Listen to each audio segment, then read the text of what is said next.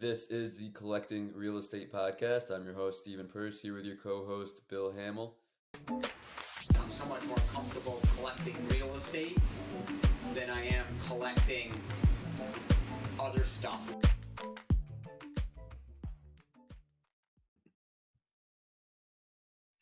It's Collecting Real Estate, episode number 9 and property number 12, here with Bill Hamel. Good morning, Stephen. What was the address? Good morning. This was 659 Hudson Avenue in Pine Hills neighborhood of Albany. Okay, so still in Pine Hills? That was our neighborhood, so I was very familiar with it at this point and looking on the multiple listing service daily for opportunities. And how long after the last Pine Hills purchase was this one? Oh, it was shortly after. I would say, probably a handful of months. And this one popped up on the multiple listing service. The address caught my eye, and along with that, probably I think it was like $23,000 list price was just as attractive to, dig a little deeper on that listing, and to find out it was a house that had a fire. Okay, so a couple of things here. First, are you able to set notifications on the MLS for when a property becomes active in a neighborhood that you're interested in? Yeah, you have any type of filters you want, to create saved searches for yourself, your clients. So yeah, it's very good that way. Okay, so you can ask a broker that you're working with or an agent to have those notifications ready to go for you if you're an investor who's not a licensed agent. Absolutely. That's been like that probably 15 years now, where it's become very easy for broker and their clients set up that saved search. Property hits the market. The buyer sees that in real time. They'll see that property hit the market as fast as anyone. Okay, that's good to know. And you said this was a burned building? Yeah, it's a single family house, nice colonial in Pine Hills. Pretty large. I think it was, close to 2,000 square feet. 4 or 5 bedrooms, couple baths, a lot of nice features in this house, but it was pretty badly burned when we purchased it. And that was attractive to you to find a burned house that you could do work on? Well, just looking to see where I could find some value. So when I saw this one, it fit the mold of, buy it cheap, around $20,000, and, doing that construction budget, seeing what I could sell it for on the open market after the project was completed, and, make some money on a flip. How bad of a burn are we talking here? Was it completely gutted on the inside? Yeah, it was pretty bad. The way that these property, you have that hot spot, where the fire started. So, the hot spot is always just completely charred. And then, you could imagine that, the adjacent areas, are pretty bad also. But then, you can see when the fire department actually got there, as, the fire was put out, the other areas damage is less and less.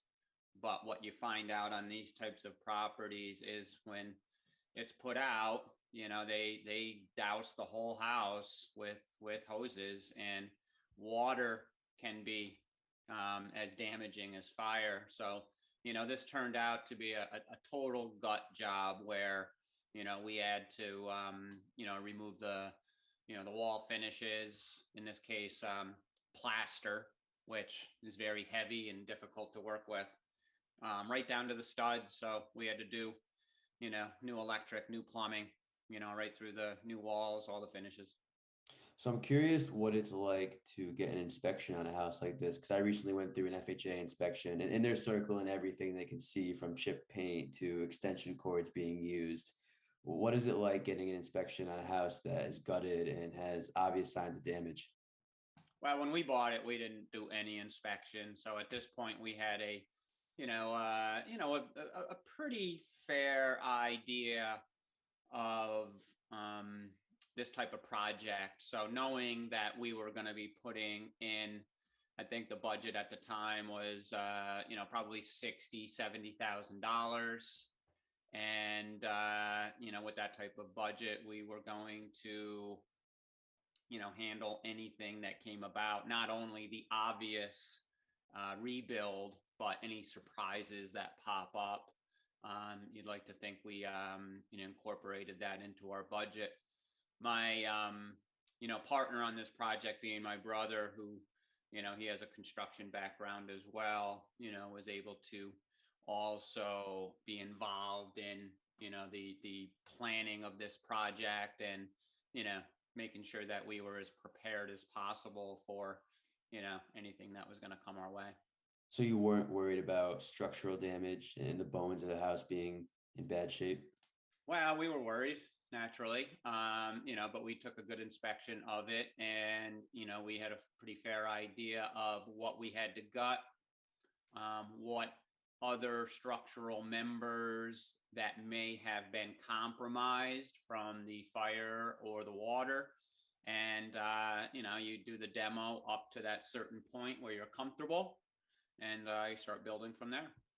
Because this is your 12th property, but if this has been one of your first couple of purchases, you probably wouldn't have gotten into a project like this, right? No way. I wouldn't even have considered it. Was it still through that homestead funding construction rehab loan program? No, this one, I believe we bought this cash, between me and my brother, and we just worked this one through, a lot of sweat labor. This was my project for the next 6 months, and we self-funded this, I believe, because we knew it was going to be turned over, as quickly as we possibly could, being a flip. So, we just self-funded this one and, sold it within a year, and we're able to get all our money back and, some profit. Now, how did you, because at this point you were working with two partners, your brother Mike and your high school best friend Greg. How did you pick which one to reach out to for each project? Was it kind of you went back and forth? Well, yeah, it was starting to get, not back and forth quite yet. Greg was my primary partner, and we had not necessarily a system, but me and Greg were pumping them out, so to speak. And this particular project, it was shortly after that commercial flip that we did, so Mike had become much more involved, and this one was an easy decision for me because he was a co-owner of a construction company, and this was a heavy lift. So the resources he had at his contracting company were certainly put to use. So at the beginning, it's reach out to whoever you can, and then eventually you get to the point of reaching out to whoever's skill set matches the job that needs to be done. Yeah, absolutely. When you're purchasing properties, who's the who's the general partners that fit this property the best. It does, get to that point. Everyone has a different set of resources. And when you're getting into property or any business for that matter, who's the best partner for this next adventure. Yeah, that makes sense. I'm still confused on how you learned how to do this construction rehab yourself. I think I've asked you in the past. I want to do some renovations on a house in the near future, and personally, I struggle to hang a TV, and I have YouTube, which you didn't have at your disposal. So, how did you manage to learn that on your own? Geez, just jumping in and learning. I wish I could explain it better, but from property number one, and then that was back in late '93. So here we are, 7 or so years in, and I've had this slow learning curve of swinging the hammer, and I'm learning more and more as we go. Trade by trade. When it gets, the first stuff that was very easy for me right off the bat was, general labor, general demolition work, That's just grunt, hard work, guerrilla work, which I had no problems with. That's easy. And then you develop skills with, the most common skill in the building trade is painting. So that's, certainly practice makes perfect type thing, as long as you focus on what you're doing, and focus on quality. You can see with your own eyes, like a lot of things in construction. If it looks good, you're on the right track. If it looks bad, you better step back and see what you're doing, and improve on that. Otherwise, it certainly affects your finished product. Right to the point where, I got much better at patching walls using drywall compound, hanging wallboard. It's just the matter of doing it for that first time. It helps when there's someone on the job that can give you some pointers, that has had, some experience with it. And, repetition is the mother of skill. So, vocation by vocation, I just got a little bit better over the years. That's it for me. It was just jumping in and learning slowly but surely. Yeah, it sounds like trial and error. I'm just concerned to practice on my own property, because I think you could definitely see the difference between a professional and someone that's learning. If someone who is in my position is listening to this podcast and they're not sure if they should try and do it themselves or hire a contractor, what do you suggest? The best way to do it is trying to get somebody that's willing to work with you, that has skills, that you're going to pay, a fair wage to, that with the understanding that you're there to help. So you get that person that has ability, and you're the right hand man. So you're learning from this person as you're helping out, and you're jumping in little by little, watching closely and practicing, what they're doing, jumping in little by little, and learning that way. So you're not jumping in and doing it blind, but you're watching this skilled person working right along with you at whatever task you're doing.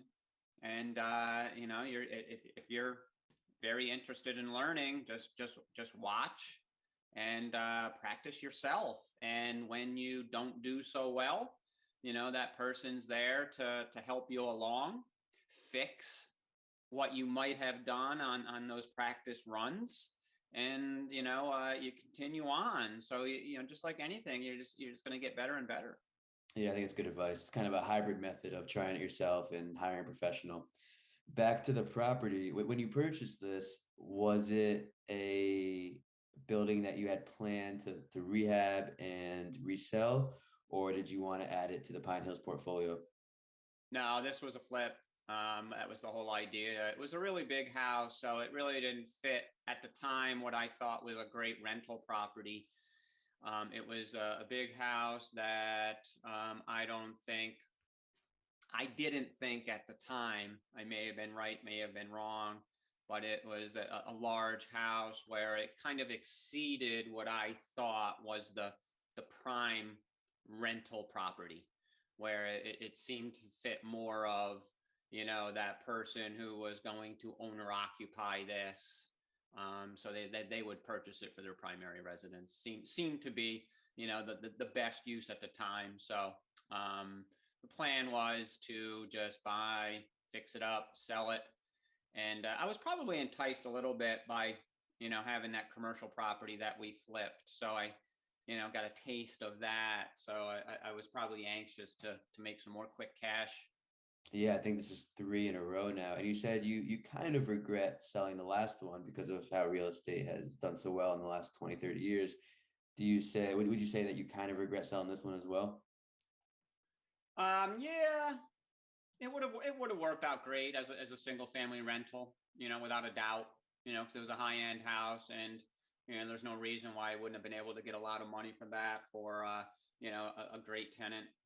So I don't necessarily regret that one so much. This was a nice learning experience.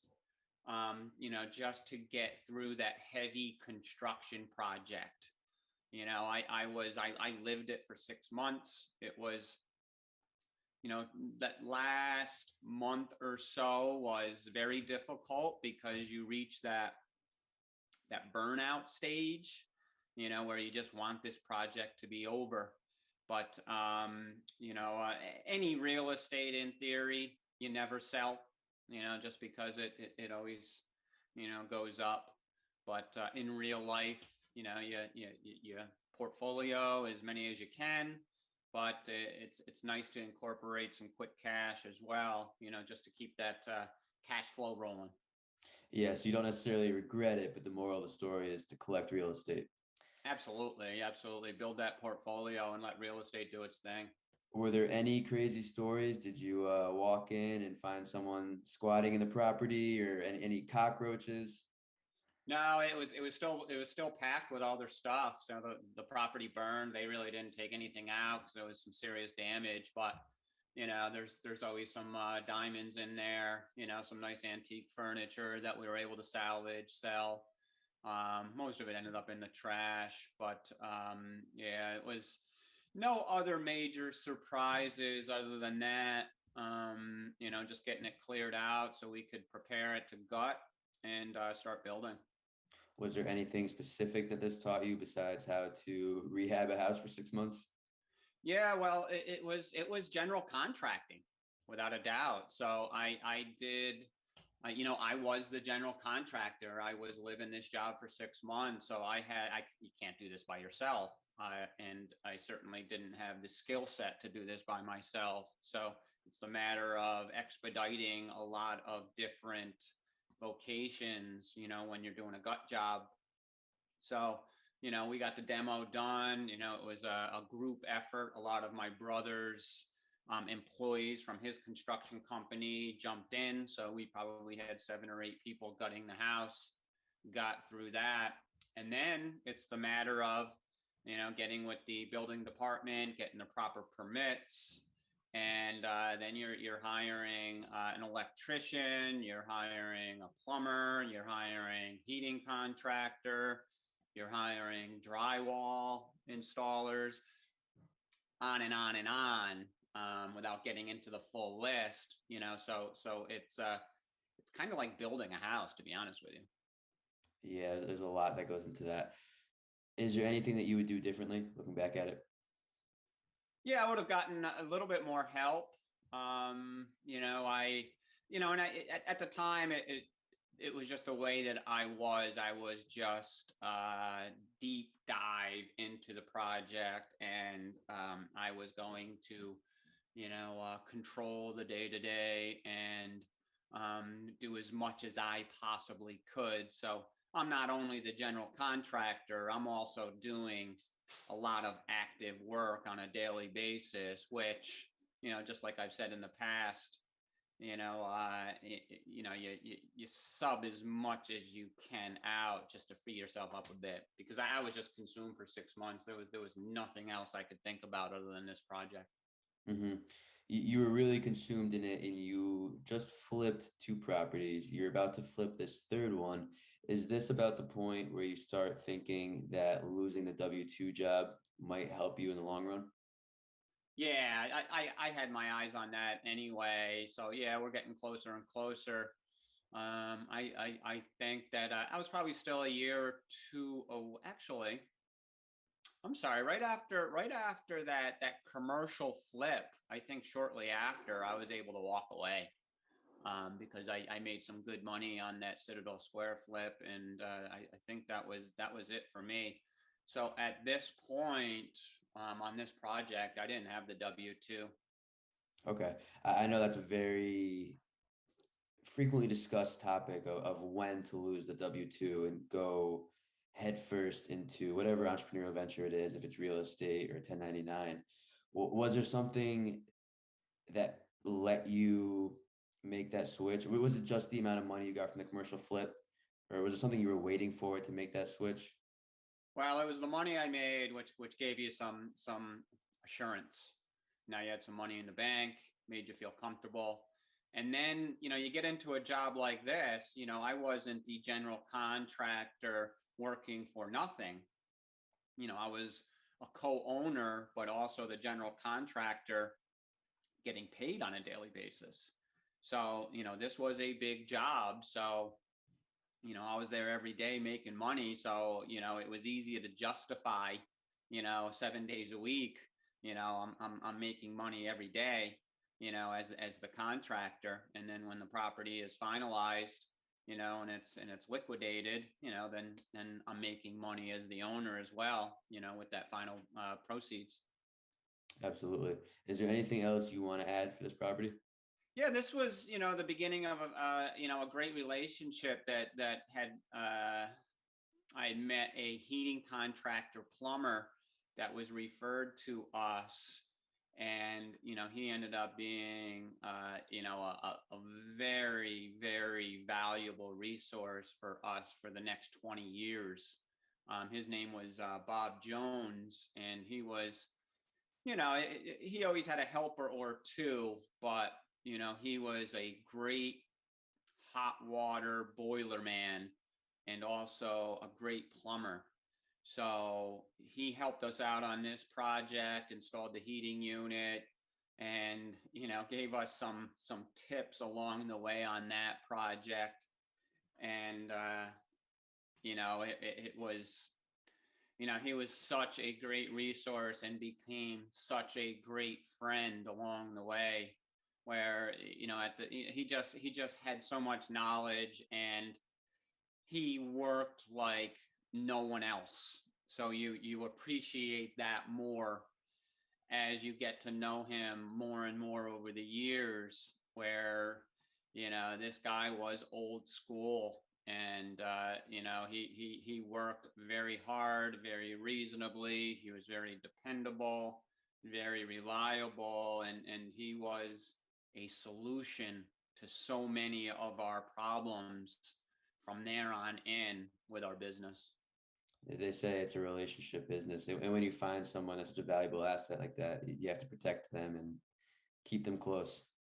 Absolutely. And it was great because I can't say enough about this guy, because we came from different worlds. We really did. He's I would say probably 25 years older than me, and he was from Alabama, but then living in the inner city of Albany. Here I am coming from the suburbs, but the one big thing that we had in common, we were both just hard workers. So I think that was the value in our relationship. We had such a mutual respect for each other, and it resonated over the years, right till just recently.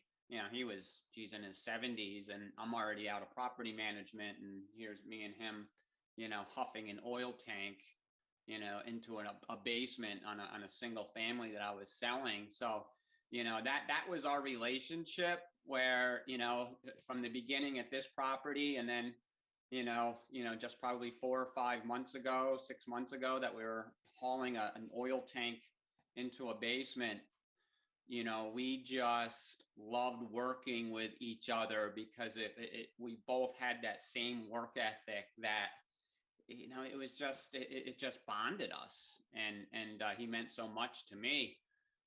He had since passed. It was funny because I didn't realize he was 74 years old, and he had an unfortunate accident and passed away, where it was so difficult for me, because when he passed, it was like 2 or 3 months before that we were huffing that oil tank down into the basement, and he just meant a lot to me. Well, thanks for sharing. We can dedicate this episode to Bob Jones. All right. Thanks, Bill. Thanks, David.